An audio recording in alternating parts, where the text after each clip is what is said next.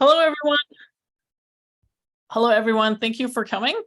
Thanks for coming to our webinar. The topic is researching the next billion users, China and India.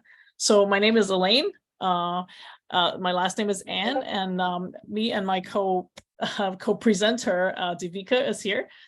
We want to share with everyone the importance of conducting culture-sensitive user research, especially in emerging markets like China and India. And the reason why we picked China and India is because we're both Chinese and Indian. And also, we have conducted a lot of research in these markets for the past 20 years, both of us. So maybe I'll just first quickly introduce my background, and also I'll have Devika introduce hers. Okay, so this is a picture. It's actually a real building in China. So I think it really represents myself because I was originally born in Hong Kong. And then I went to the US for 12 years in the 90s and studied at Carnegie Mellon, worked in the US at Razorfish, Philips Design, and then came back to Asia for 20 years. Living in Hong Kong, but we help a lot of Western companies, tech companies do user research, strategy in China. And I myself also have a design background from CMU in interaction design. So for the past 26 years, we've been helping a lot of large tech companies in the Greater China area to understand the users, understand how the product would fit into the market. So from companies like Google, Intel, HP, Siemens, Motorola, from B2B to B2C products, right? So our team has done a lot of user research in China, ranging from first, second, third tier cities all over. And the reason why we wanted to come up with this webinar is because we encountered, throughout the process, we encountered a lot of cross-cultural differences, right? Because I was trained in the US, and when I came back to Asia, this was more than 20 years ago, I found that there's a lot of nuances and cultural differences. So, for example, we have been to many homes. We've done home visits, we've done shadowing. We've even been to the Wuhan hospital, but this was more than 10 years ago. So B2B projects, we did intercept interviews, and then we found some of the methodologies that I've learned to use in the US might or might not fit in the Chinese culture, right? So, and then I also have written this book about how to do this in the China market. It's actually on sale on Amazon, the Kindle version. If you would like a physical book, feel free to contact me. You can also scan this QR code, and my colleague is going to write our contact on the chat, and you can contact me, and I can send you this book in the physical form. Okay, and I'll have Devika introduce herself. Thanks, Elaine. So hi, everyone. I'm Devika, and it's really nice to see so many people interested in our topic of discussion. Thanks for joining. So I'm speaking to you today from Bangalore, which is a South Indian city where I'm from and where I live. And I thought I'd start by talking a little bit about Bangalore itself. So Bangalore is one of India's largest cities and is also known as the Garden City. And the pictures you see on the slide are from the streets of Bangalore. It's really beautiful here at this time of the year. You can go to the next slide. Yeah, you can go to the next slide. Yeah, and much like India itself, which is a vast and diverse country, Bangalore is in many ways really a city of contrast. And the other avatar of Bangalore is as the Silicon Valley of India. And you can go back, Elaine, to the previous slide. I'll let you know when to move. Yeah, so the view you see here is from my apartment window. And my apartment used to overlook a grove of silver oak trees about 15 years ago. But this grove has now been replaced by this large tech park. We can go to the next slide. So with the growth of the software in the IT industry in Bangalore over the last 20 years, Bangalore has really turned into this melting pot of people from different parts of India and other countries as well. So that's a bit about Bangalore, and I feel it was a nice introduction to just add on here because it's kind of reflective of India as well in some ways. So a little bit about me. So like many Indian researchers, my background is in design, and I started my career as a designer at a Bangalore startup way back in the 90s. And soon after this, I actually transitioned into research, and I worked at organizations like Human Factors, Infosys, and Yahoo. And during this time, I had the opportunity to work and interact with people across India and the US, as well as a few countries in Europe and Southeast Asia. And about 11 years ago, I decided to start my own consultancy called Anagram Research, and it's an India-focused micro research consultancy. So we can go to the next slide. So these are some pictures from studies which we've conducted at Anagram Research over the years, and we conduct different types of research studies, evaluative design research studies across India. And we can go to the next slide. Oh, can I have people maybe turn off their mic? Thank you. Yeah, and here are some of our clients.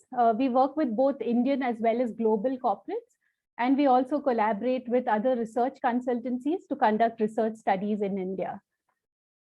So let's go to the next slide. And what I wanted to do before we really get started is to do a quick activity with all of you. So you can see on the slide pictures of chicken, grass, and a cow. So I want you to choose either the chicken or the grass to pair with the cow. So which pair comes to your mind immediately? Is it chicken and cow, or is it cow and grass? You can use the chat to share with us which pairing comes to your mind immediately.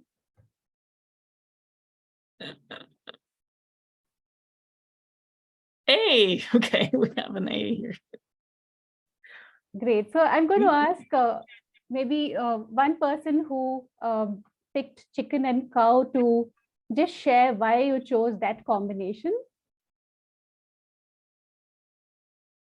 Anyone wants to volunteer? You could just share with us, turn on your audio and just tell us why you chose chicken and cow. I can share my thought. I chose a chicken and cow because they are all animals and they are virally paired together. And at first I didn't recognize the grass. So I just grouped these two animals together. Okay, great. And where are you from? I'm from China. Okay, thanks. What about cow and grass? Anyone who chose cow and grass want to share why you chose that combination?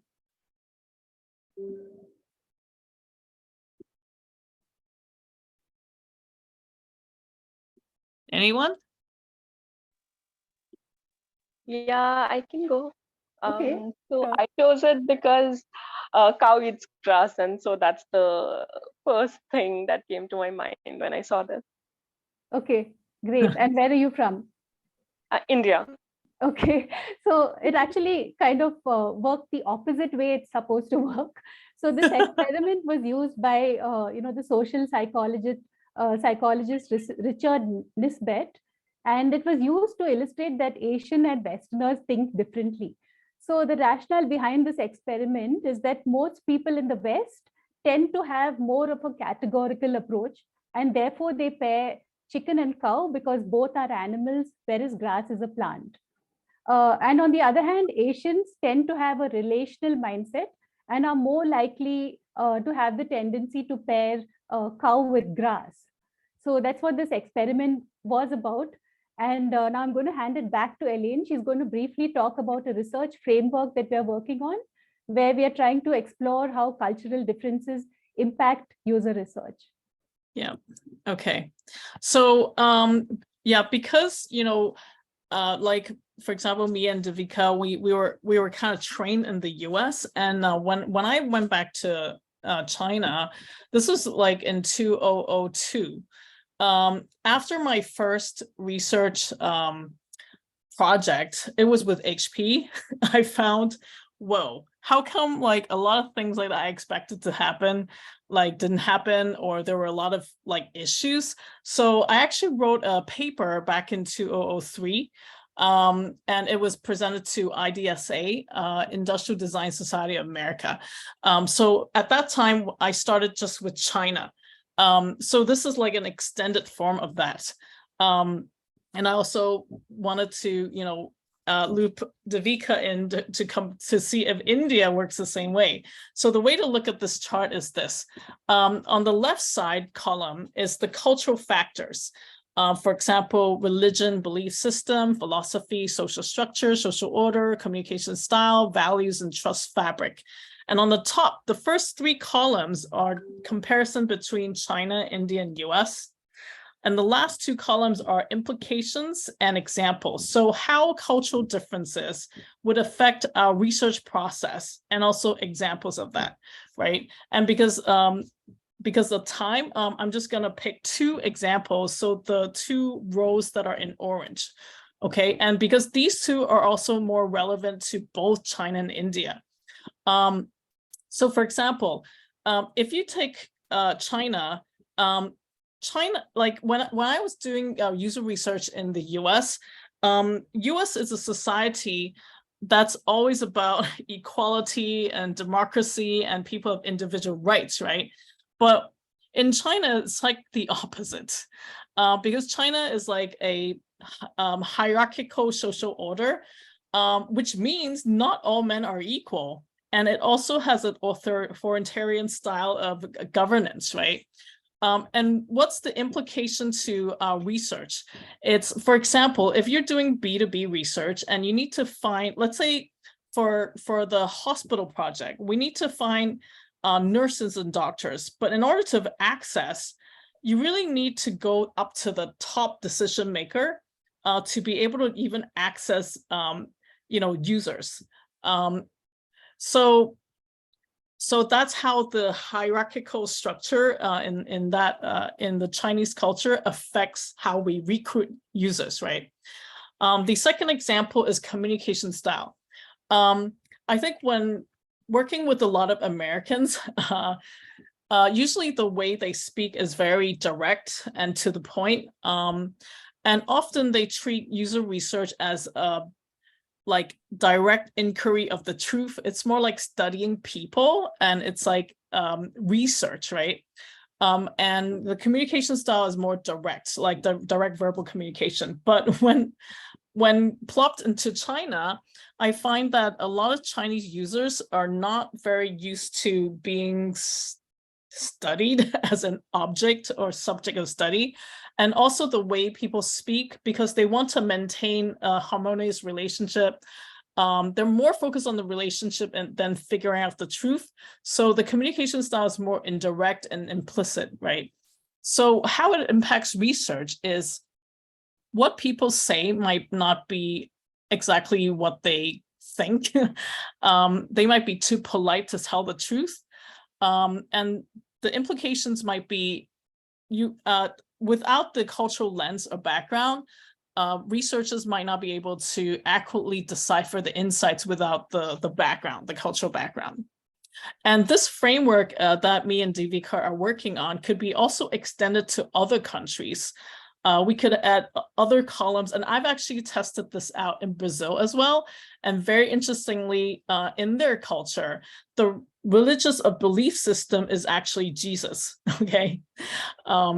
And that has a lot of other implications. So I would say we can also extend this framework to, let's say, other BRIC countries like, Russia, Africa, and so on and so forth.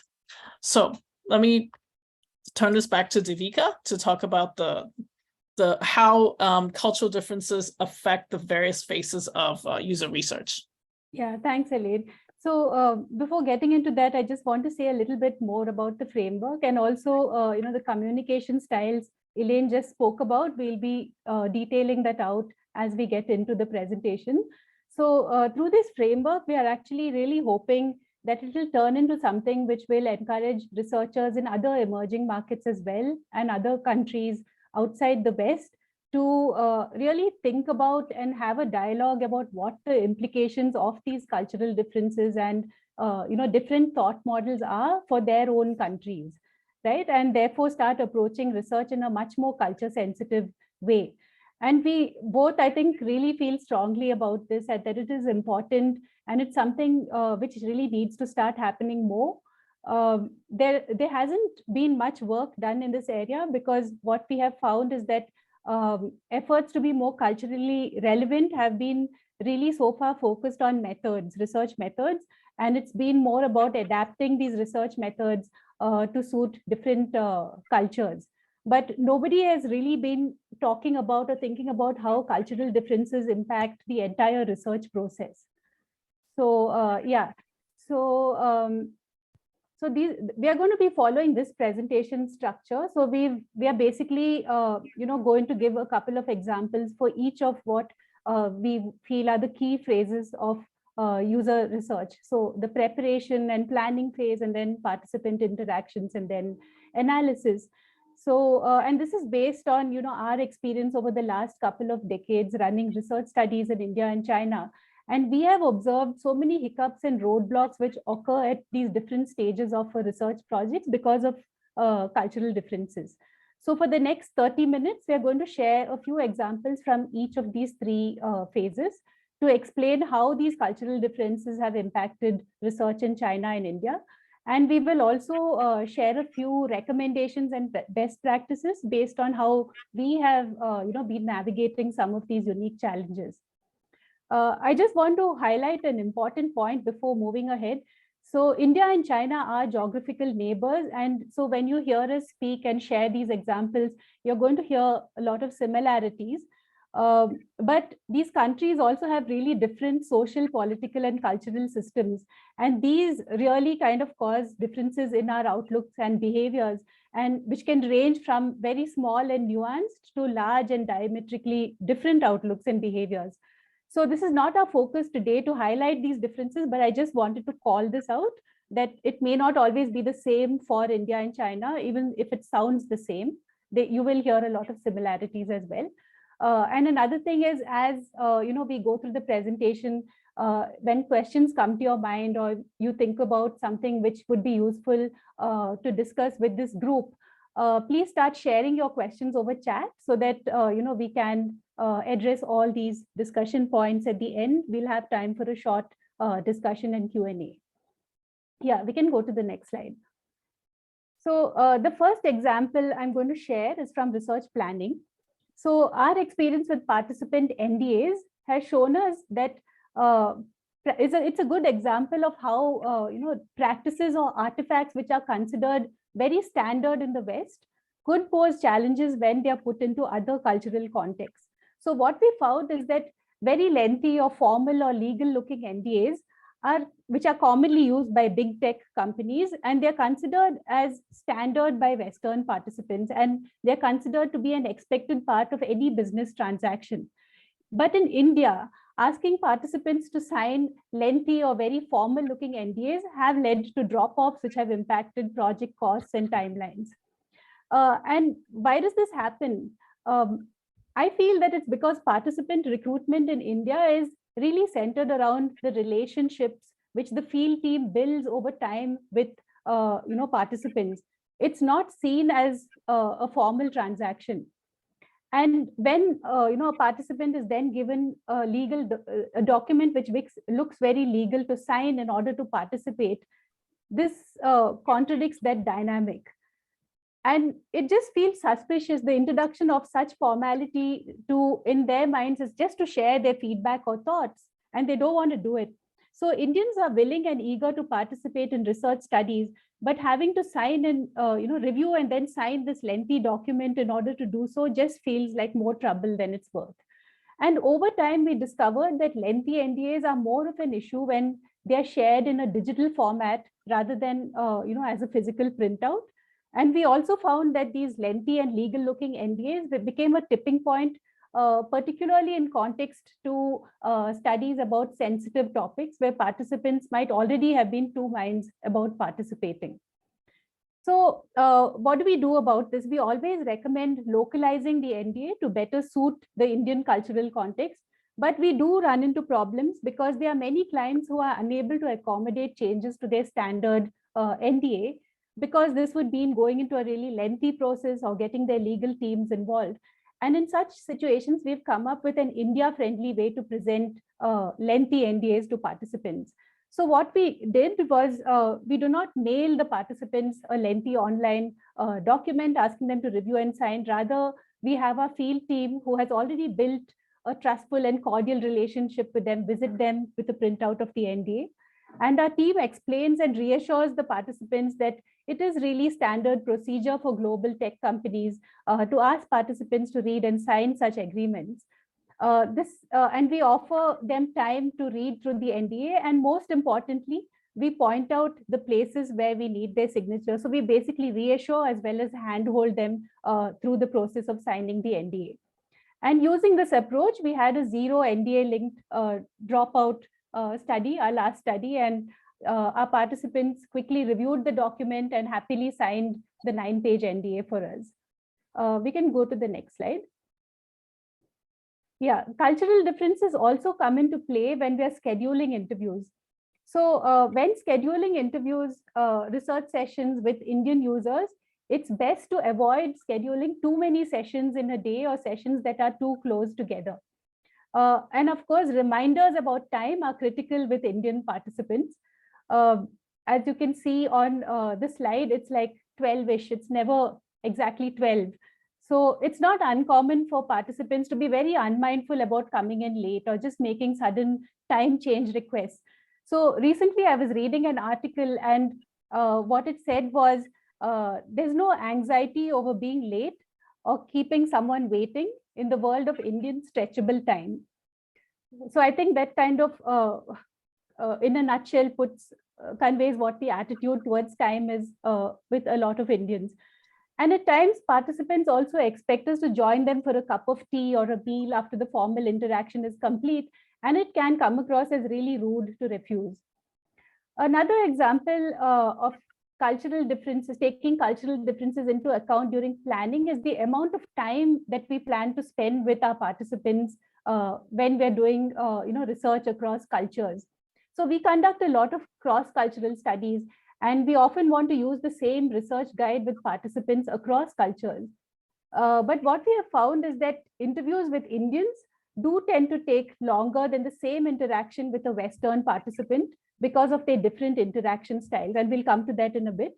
So in addition to localizing the content of the guide, we also always make sure to factor in more time with Indian users. So those are my examples, a few examples from India. Handing over to Elaine, and she'll share her experiences around cultural factors which impact planning in China. Yeah, actually, China also has the same issues. Like actually, me and Devika, we worked on this project together to get the NDAs. And in China also, I think people, because of the framework that I shared previously, like people see relationships, people are relationship oriented and less transactional oriented. So that's why they feel it's kind of odd for us to have to request them to sign like a lengthy NDA, right? Okay, so on the China side, the trust fabric is also different. I think in the West, especially in the US, people have a fundamental trust on the rule of law, right? In China, I think because of its developing country and also with the history of Cultural Revolution, where people turn in their parents and relatives, to the police, and it's not very much a law-based society. People trust much more their friends and family, and they distrust in a lot of things. The trust level is very, very low. So here's an example that there's this fake Apple store in China. It's so convincing that its staff are even fooled. So everywhere left and right, people feel there are a lot of scams. So one example is we did user testing in China in a physical location, right? So this was before COVID. And one user, she actually had two big guys accompany her to come to the user testing session, because I think she was worried that we might be scams, right?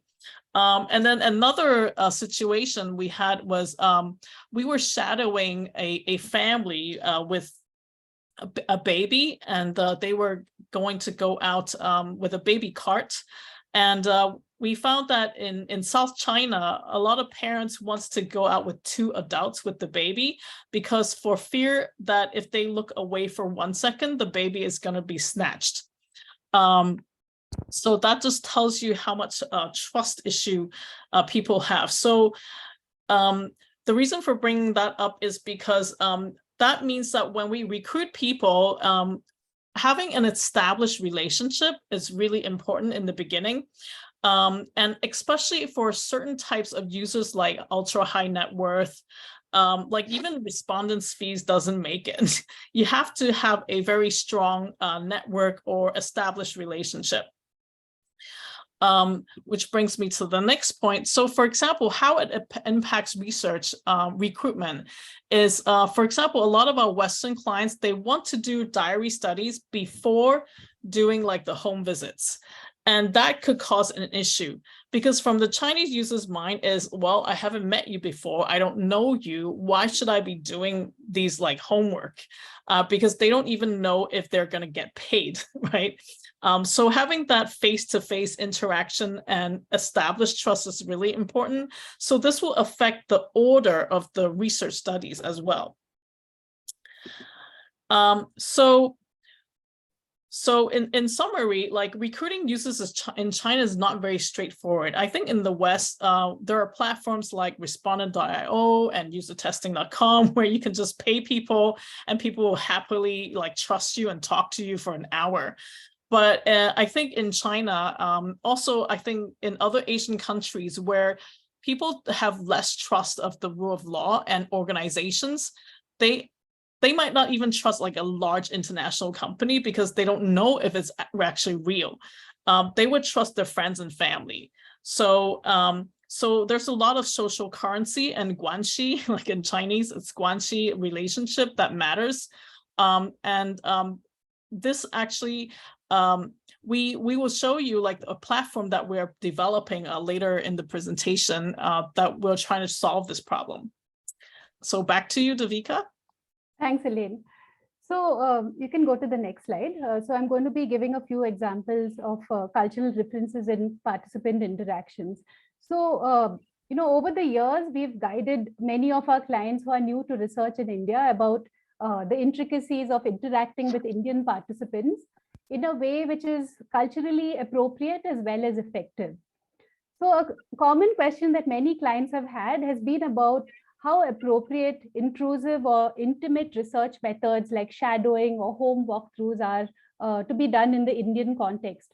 And what we always tell them is that by nature, Indians are very hospitable and curious, even with strangers.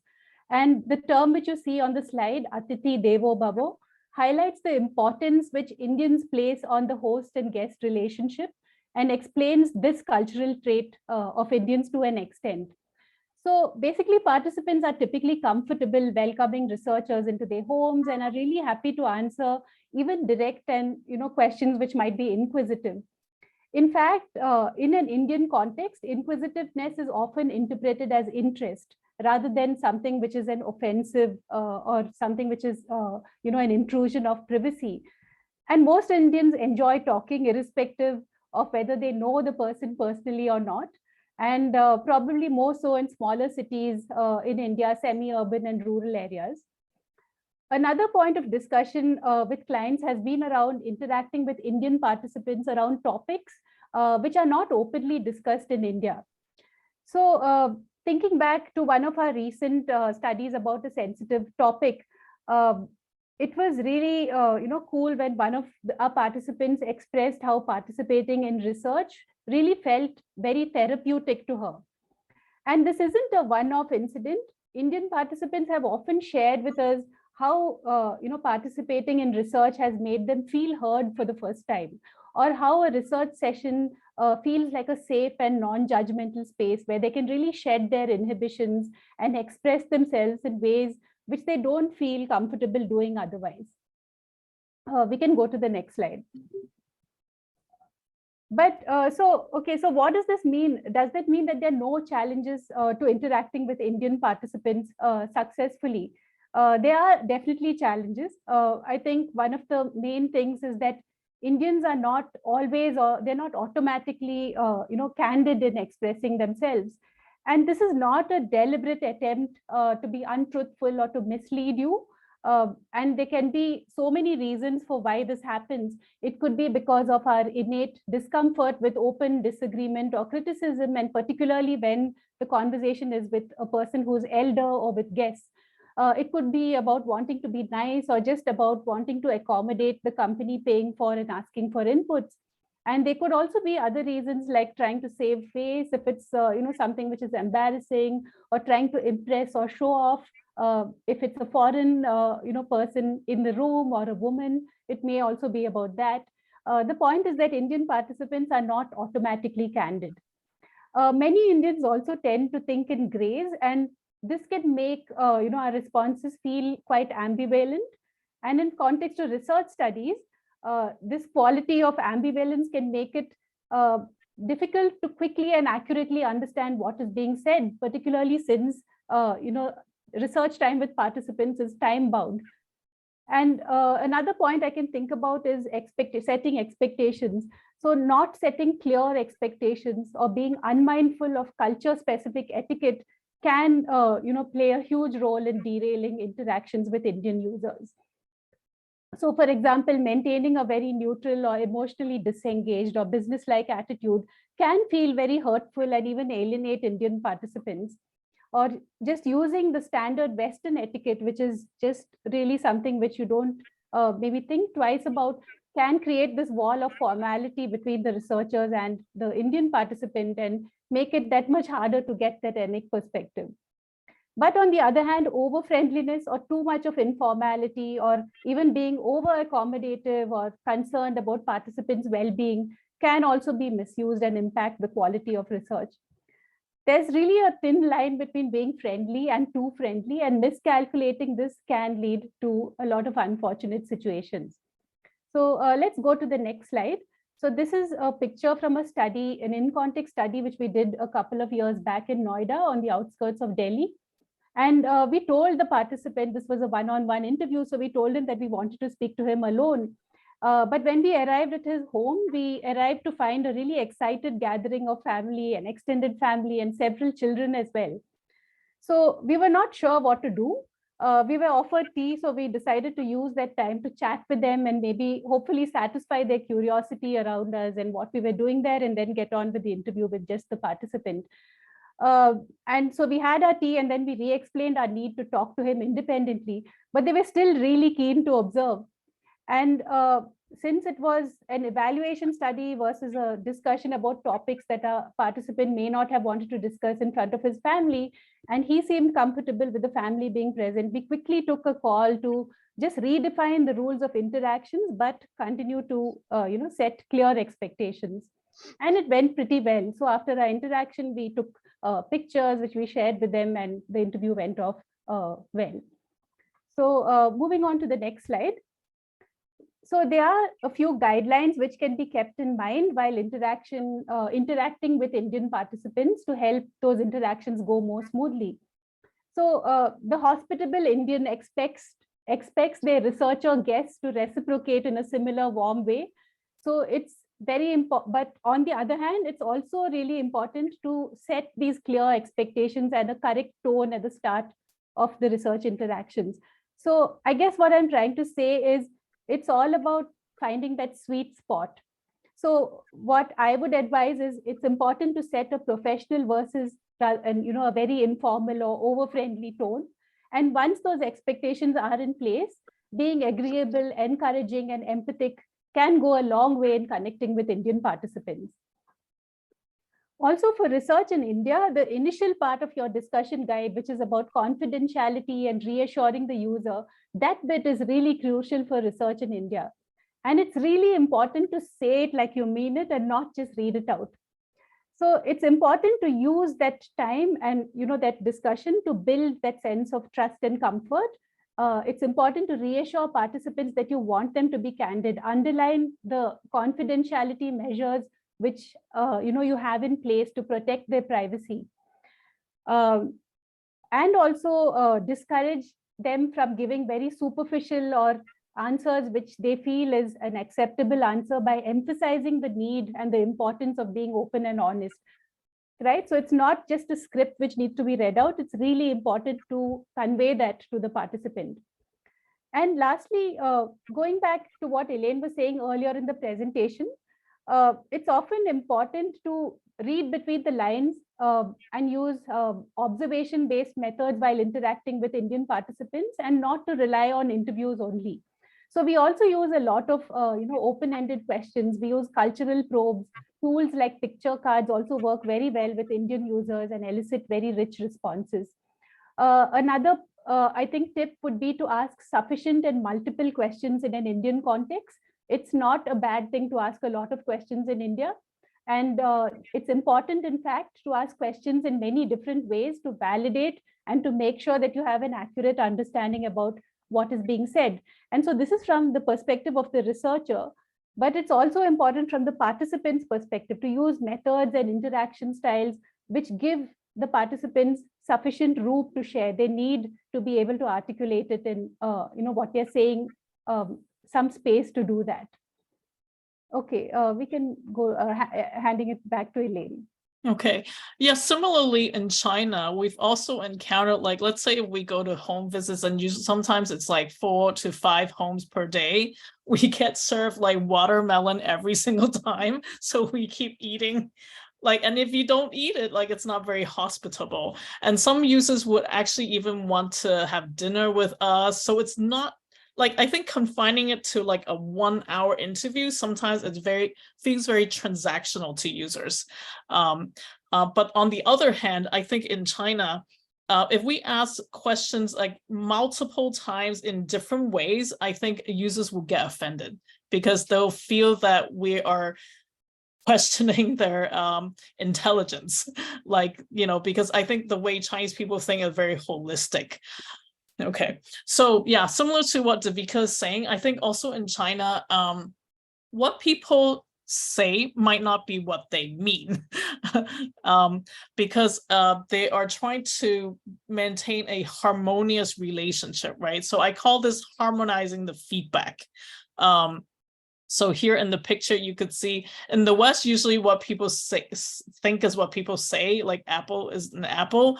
But in the East, like what people say, they might be thinking a pear instead of saying an apple, right? So yeah, so I think, this brings up the point that I think in Chinese culture, people look at people as a relationship to maintain and over a very long term, right? So it's not very transactional.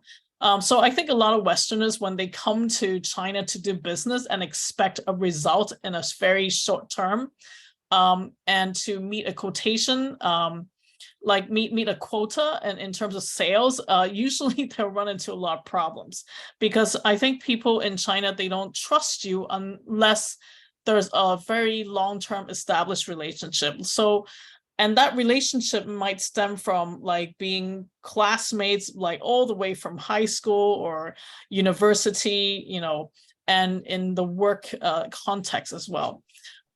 So the Western approach to user research is very looking at studying people, right? It came from ethnography and it came from a research perspective. So here's an example in terms of participant interaction. I think in the West, there's like focus group and also buddy groups. But I think like in the West, focus group for market research especially could work, because the way people are trained in the Western culture, they're trained to express themselves honestly, and also like think what they say, and because everybody is equal, they are not too much concerned about who's in the room. But when we use this way of working in China, what we found is if we put together a group of people who don't know each other and they're strangers, the dynamics is very strange. Either some Chinese people might try to show off their English and be very vocal, or people are super quiet because they're not sure who else is in the room. And if there will be people that are of a different hierarchy, or maybe it's their boss's friends, so they're very reluctant to tell the truth. So what we found a better way to do this is what we call buddy groups. Like we find maybe a couple of people, like 3 to 4 people who are of the same family or friends group or colleagues. So they already know each other. They already have established trust. So once they come into the research, they will be open-hearted and just share things honestly, right? So that's an adaptation that we've discovered that works really well. Another method that we found is because people, if you talk to users and they don't know each other, there's like strange dynamics going on. In one project, this was like maybe more than 10 years ago, one client in Hong Kong, he used to export coffee mugs to the US, and it was in the year 2008. So it was like the financial crisis. So he was like really worried because the orders from the US are lessened. So because his business is really in plastic, so he can make any type of vessels that's possible. So he could make coffee cups or even teacups or even lunch boxes. So he came to us and say, hey, can you help us find out what it is that we should make for the China market instead of the US? So instead of, because he had a low budget, what we opted to do instead was we sent out many people in different cities in China to just take photos of what people drank. So this is what came back, and it was very interesting. So just remote observing is what we call this.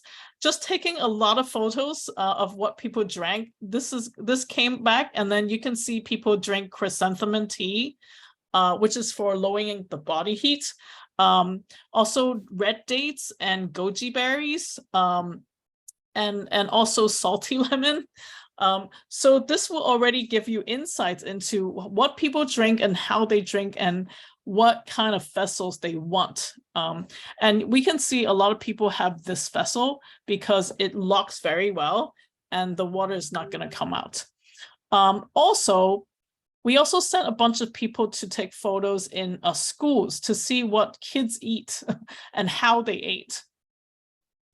And so the original assumption of the client was, hey, can we make lunch boxes for kids?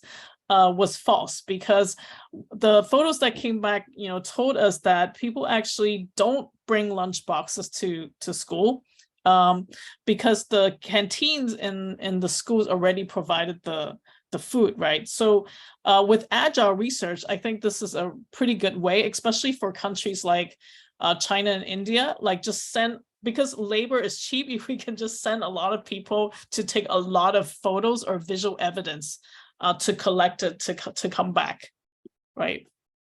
Okay, so back to Devika for the analysis section. Yeah, thanks, Elaine. So looking at cultural differences during research analysis, so what we have noticed is that the same observations can yield very different insights depending on the lens it is viewed through, depending on which culture the researcher who is analyzing the findings is from. So having a cultural perspective can really add a lot of richness to the analysis and can help in interpreting the observations and findings more accurately and probably, I don't know, in a wider way or in a deeper way.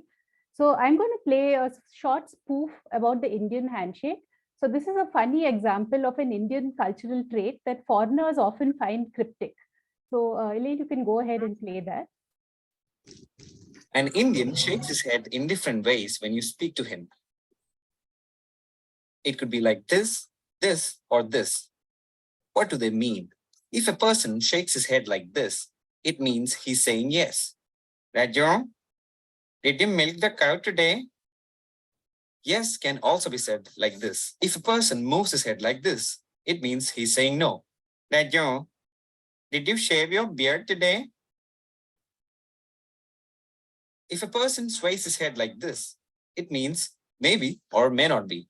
Raju, did you delete the browser history? You did? You didn't? What? An Indian. Oops, sorry. Yeah, so that was just like a really silly and very stereotypical example.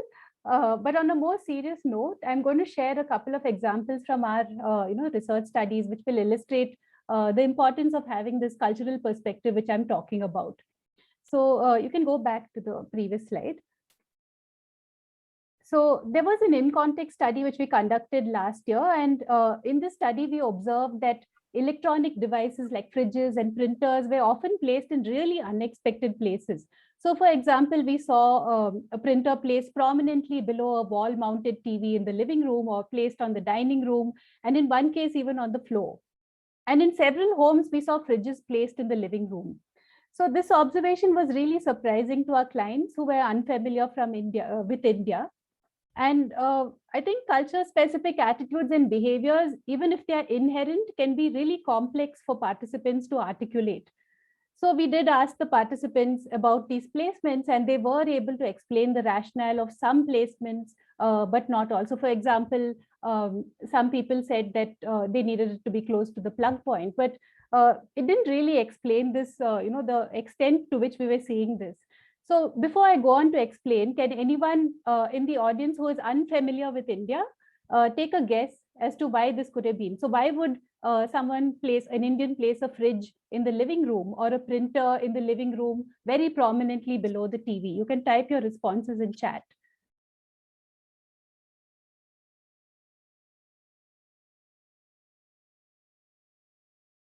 Any guesses?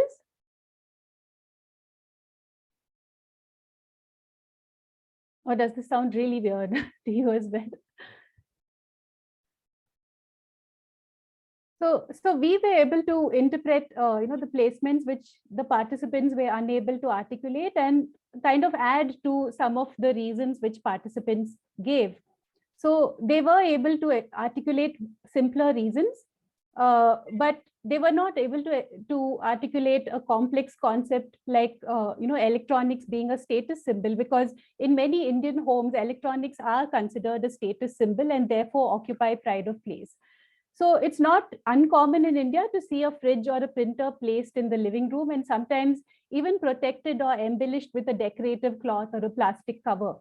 So it was really useful to have this understanding and about the multiple reasons for different printer placements, and this reasoning led to an important insight for our clients around design of home printers for India.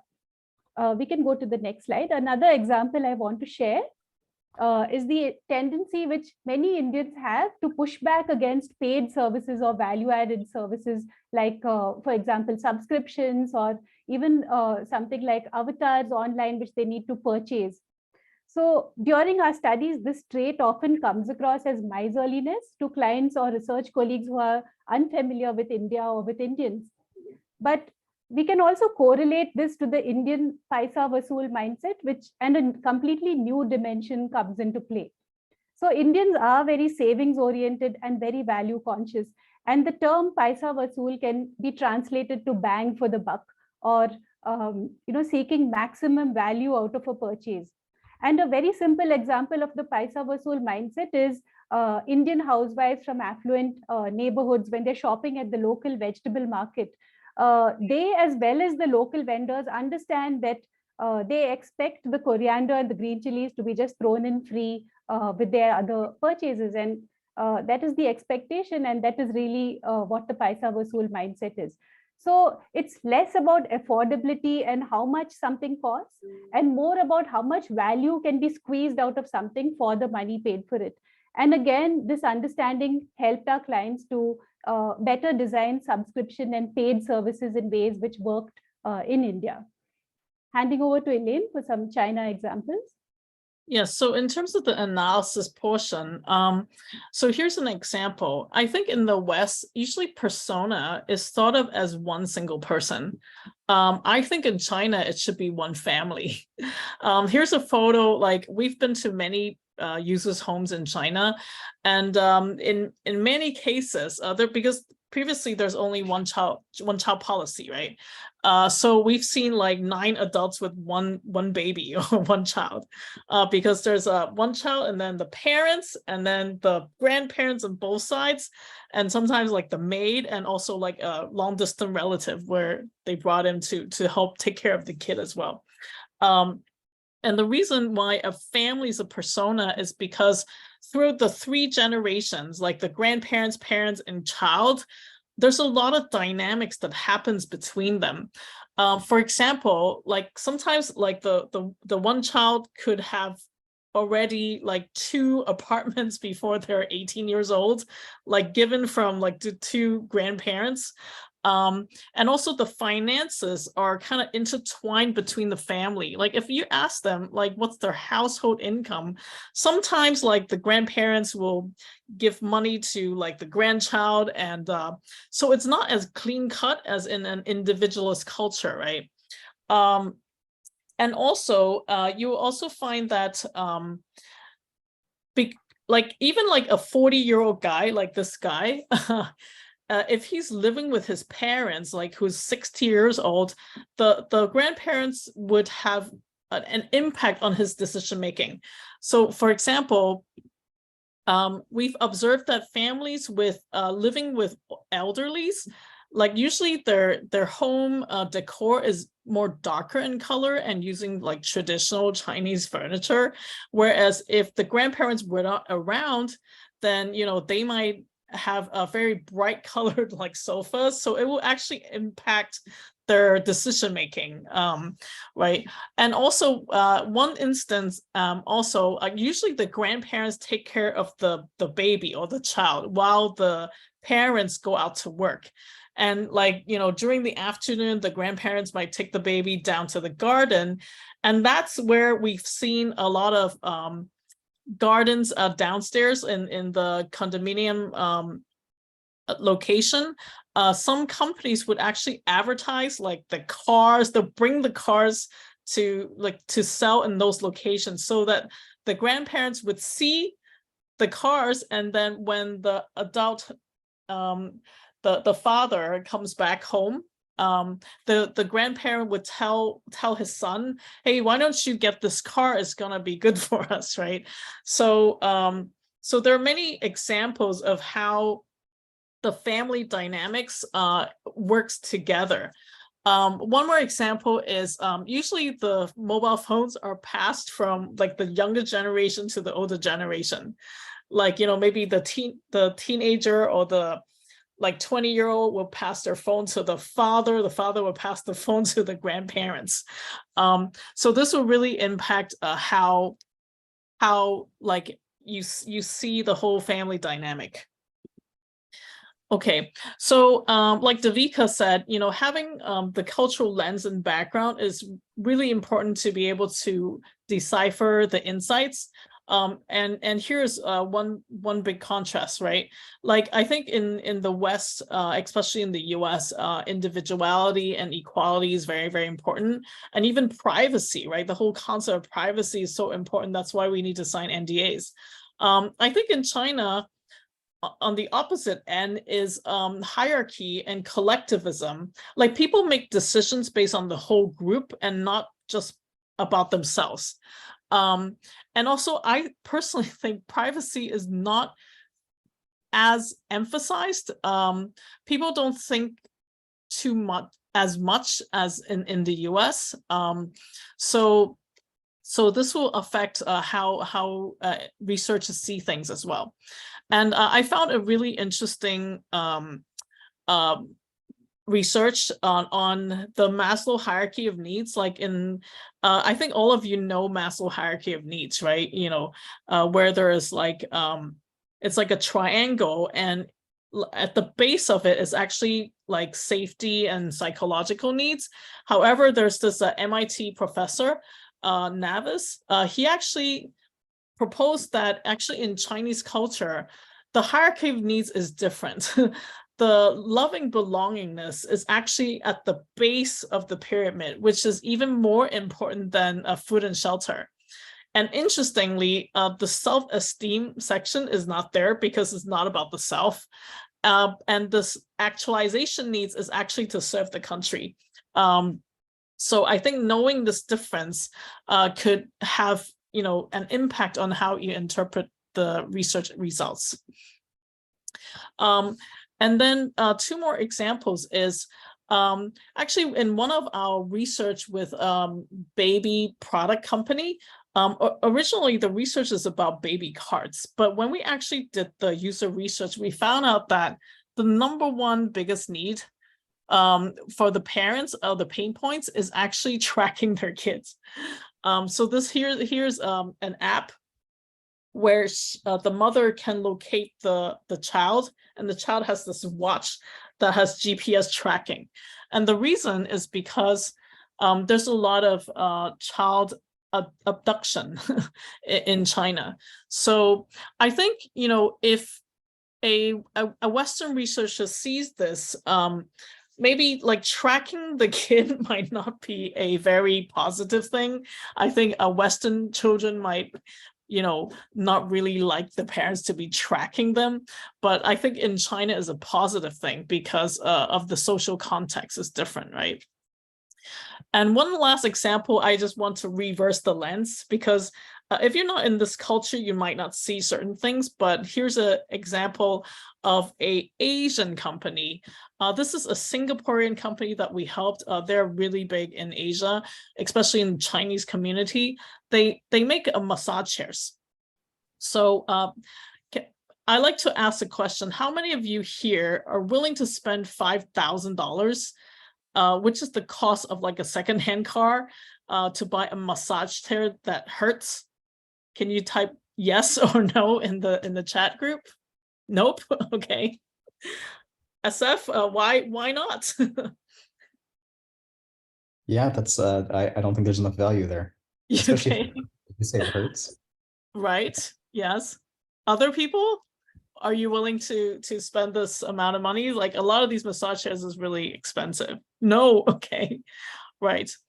No. Okay. If I have money, no way. Okay. But I can tell you, this is massages is very, very popular in Chinese culture because, so do you know why people are willing to spend this amount of money? And sometimes people buy it for their parents as well as a gift. Do you know why?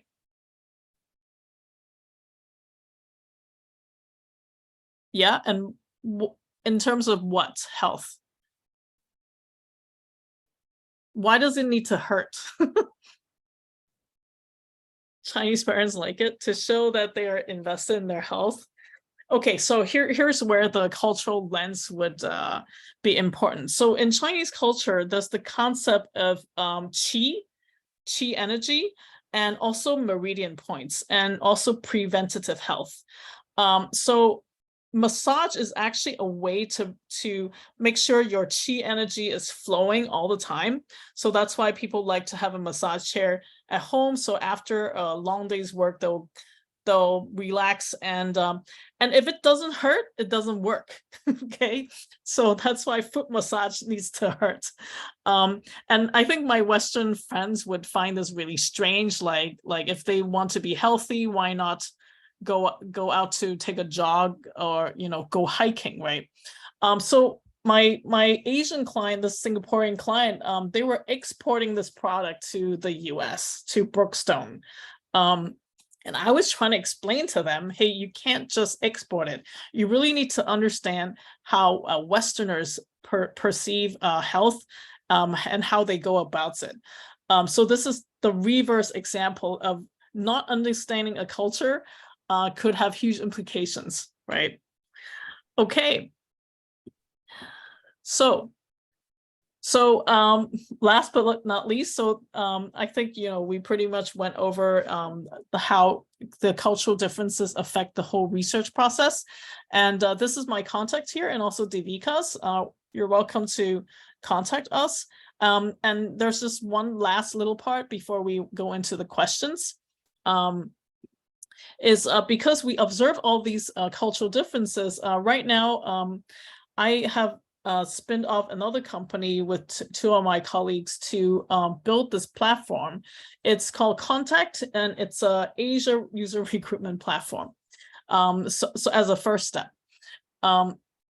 So it's called contact.asia. And so what it does is we want to focus on the non-English speaking markets, because I think in the West, you already have Respondent or like usertesting.com, but in cultures like China, Hong Kong, Taiwan, South Korea, Japan, Thailand, India.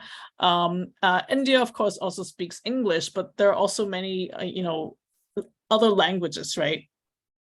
And because we observe that the trust fabric is more between relationships between friends and family, that people trust more, we're trying to design it to fit the cultures, right? And because over in Asia, I think some of the problems are the trust fabric is different. There's a lot of cultural and language barriers, and also the speed of development is very fast. In China, I think product development cycles are like monthly, whereas a lot of our Western clients, I think just doing user research will take like 2 or 3 months. And for some medical products, it could take 7 years, right? So that's why we think having, easy access to users to frequently test your concepts and ideas will be important. So we are coming up with this platform, and we'd love to work with the research community to see how we can design it better for the Asia market and users. Yep, so that's it, and we can start opening up for questions. Anyone wants to share some of your experiences in China and India? And any questions from everyone?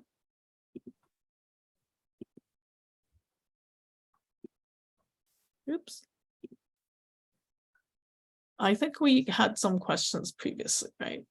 Also, if anyone wants to discuss the framework, if you're from an emerging market or from a non-Western country, we'd love to hear about what you think of the framework. Do you feel that it can be useful, and also your thoughts about whether cultural differences and thought models can have an impact on different points of the research process? If you have any examples of frictions or challenges which you faced while conducting research in India and China, those would be really interesting to hear as well. Any questions? Hi, I've got a question. I thank you so much for sharing all of this. Super interesting so far. I'm not really familiar with a lot of this, as I'm based in the US, and I've only done research on Western audiences. But yeah, I'm kind of wondering how some of this might be applied to a remote research setting. Pretty much 100% of the sessions I run, since I work on software products, are run remotely. So I'm curious if you guys have any tips or suggestions for how to approach some of these sessions remotely with users who are based in India and China. Oh, what's your name again? My name is Talia. Talia? Okay. I see. So I can answer that from an India perspective. Are you more interested in hearing from an India context or China? I would love to hear from both. Yeah. Okay.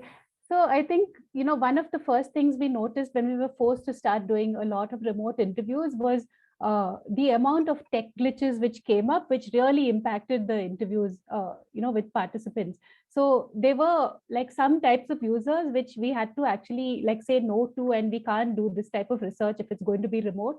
So for example, if they were really kind of low tech users, then either we would not be able to have them join the sessions, or we would have to organize somebody to go and help them to get on to whatever tool we were using.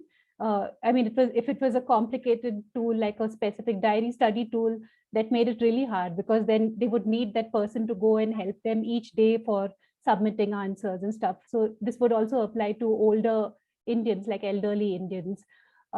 Even tools like Zoom, some people would not know how to connect to the audio, something really basic like connecting to the audio, that would really delay the interview from getting started.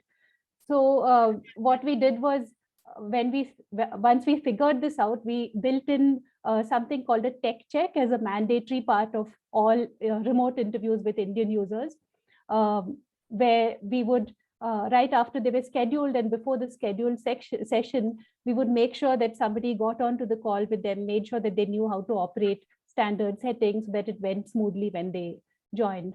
So that's one thing which immediately comes to mind for remote interviews in India.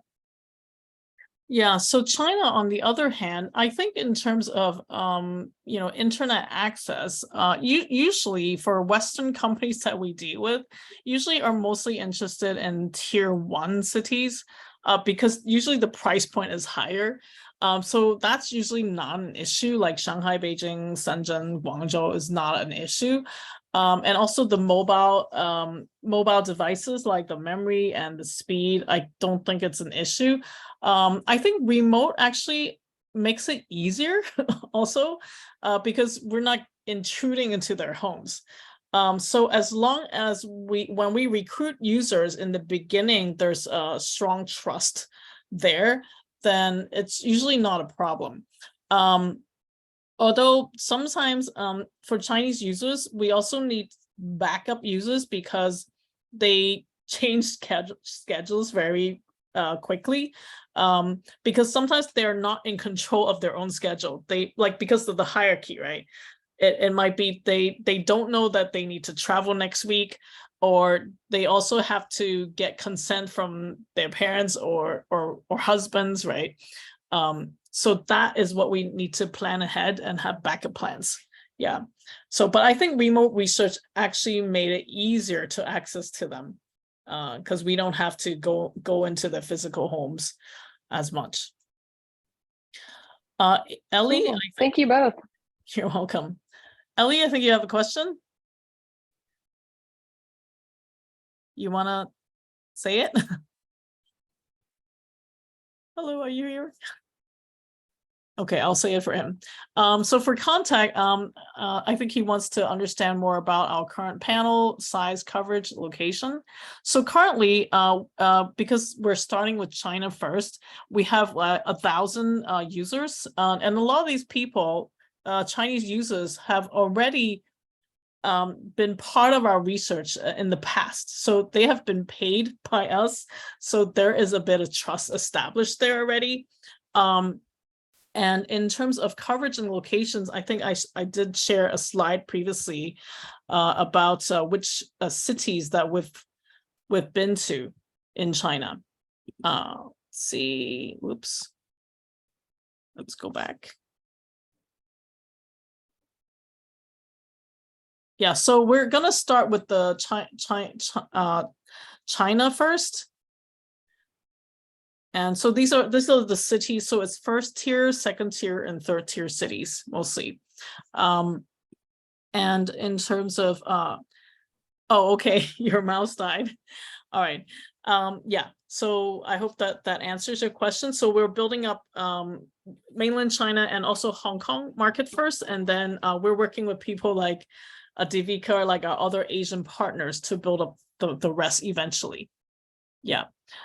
So I think the platform is really to make things work faster.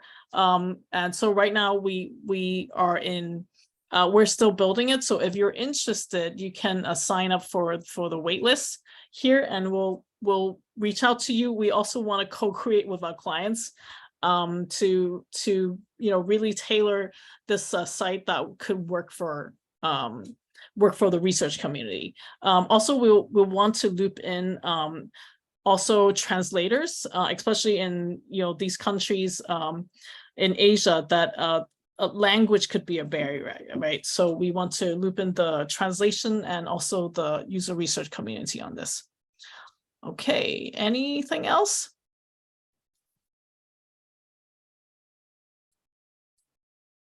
Any more questions?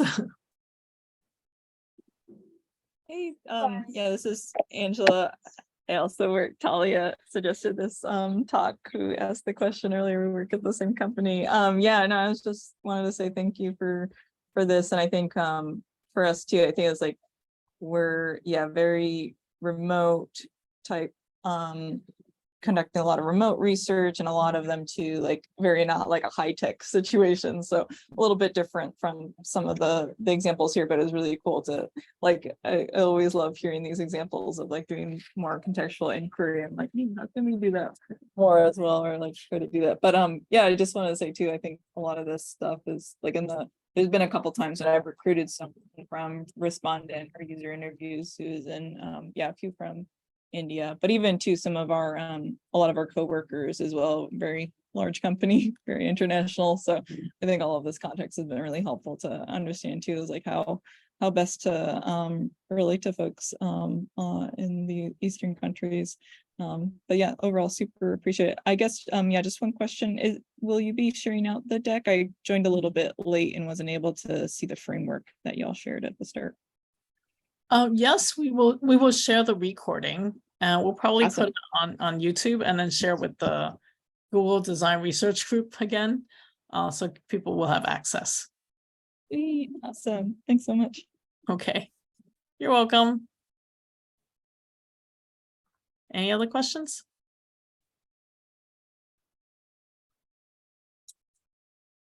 Hi. Thank you guys so much for this. It was amazing. And I live in India and I work with Western clients on the Indian market. So I connected so much with Devika was saying about these different things. And I was like, oh my God, I wish I could have just sent your like recording to all the clients to be like, this is really a serious thing that we need to think about. So actually my question is in connection to that, to both of you. Especially maybe to Devika, because I have been working more specifically with India, but I think, is there a way or a practice to help justify some of the culturally relevant practices? So even to jump off on a particular point of just Indian participants needing a lot more time, like a 1-hour interview, and having those strict boundaries around time hardly ever works. And it's part of like building the rapport with the participants, takes a lot more time, but to sometimes justify it to Western clients has been a challenge. And sometimes they also tend to prioritize time more than even the depth of insight that you could get with that extra bit of rapport building. Yeah, I don't know. I was just curious to see if there were any workarounds that you were able to find to demonstrate the value, or does it just come through experience? Yeah, I was just curious. So I think, I think right now what's happening is that each of us is trying to do this individually, right? I mean, we're Right. not actually talking about it, and that's really the problem. Yeah. Right, Yeah. because we are all kind of trying to do this, accommodate requests, and also in many ways also bend over backwards behind the scenes, and the client doesn't actually see what's happening and I understand. know. So I think I think that's why the framework is actually really important. So we shared these examples, but these are just a few of the examples which occur at different points of the research process. And I think there's a lack of understanding that it actually occurs at different points of the research process. Like at the most, like I think it's also like a buzzword, and it's cool to kind of be culturally sensitive these days.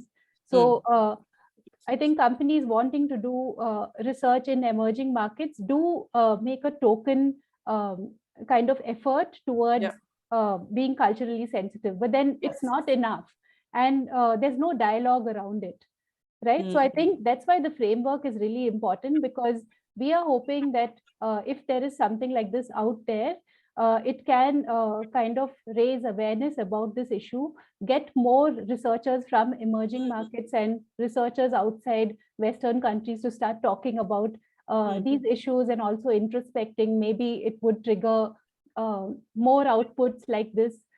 I think it's really about awareness, building awareness. Right now, it's hard to kind of justify it. That makes a lot of sense. And actually, like jumping off on the net, like just the framework, if you guys also had a way for all of us independent researchers to even like start to build those. I mean, this is already part of that, I think. There's a great talk just to be a part of it. It just feels so inclusive and just helps validate a lot of the struggles or the challenges that we're all maybe working together on. But yeah, if there's a way to even have like a meeting around this or just a community around this, it would be great as a jumping off point to maybe even feed into the framework. I'd definitely be interested in something like that, and perhaps other people might too. So yeah, that's more like a request, not a question, but that would be really great. That's a great idea. Maybe we can like start a group or something like on, I don't know, Discord or Yeah. WhatsApp, whatever. But yes, actually, this is our goal. We wanted to raise awareness in the Yep.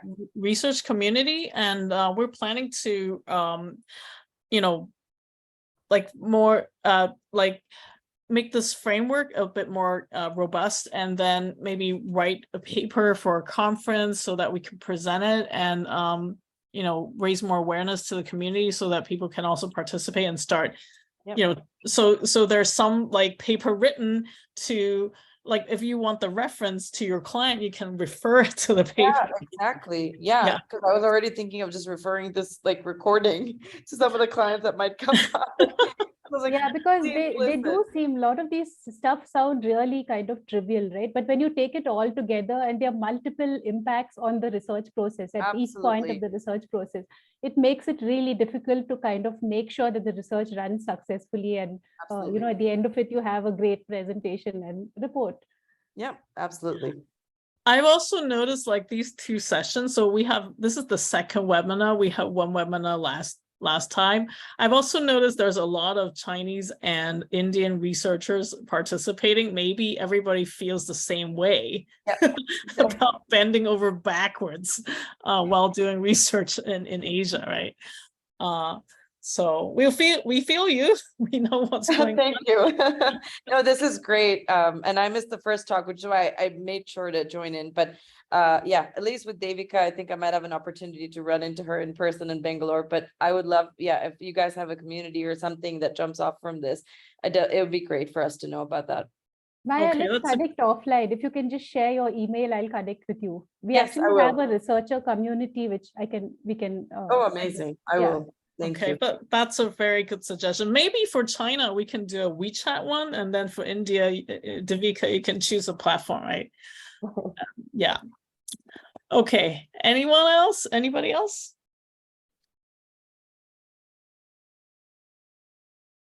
Well, if not, then maybe we can close this, and we will post the video on YouTube and send it to the design research group. Okay. All right. Thank you, everyone. Thanks, everyone. Thanks for joining. Yeah, thanks for coming and sharing your thoughts. Thank you. Okay, bye. Bye. Bye. Bye. Let's see, let me stop this.